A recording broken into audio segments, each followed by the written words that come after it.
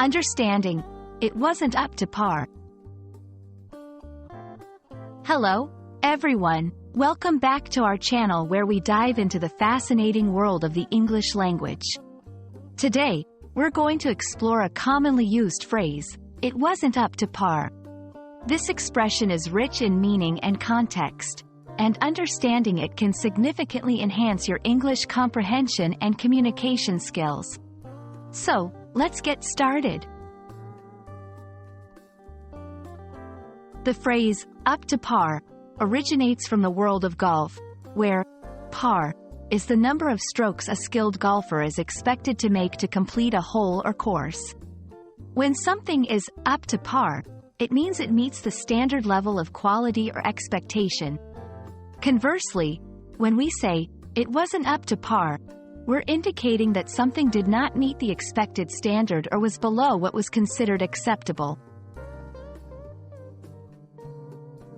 Understanding this phrase is easier when we see it in action. Let's look at some examples. In the context of performance, his work on the project wasn't up to par, so we had to review it again.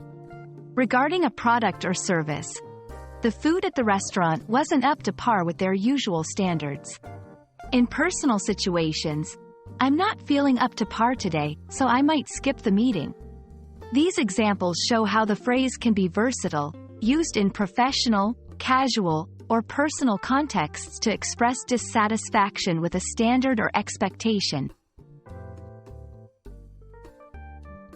Understanding phrases like, "it wasn't up to par," is crucial for several reasons.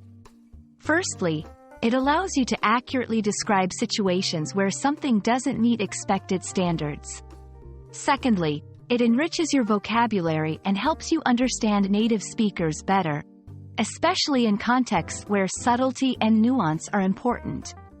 Lastly, it's a step towards mastering the art of expressing dissatisfaction or criticism constructively and politely.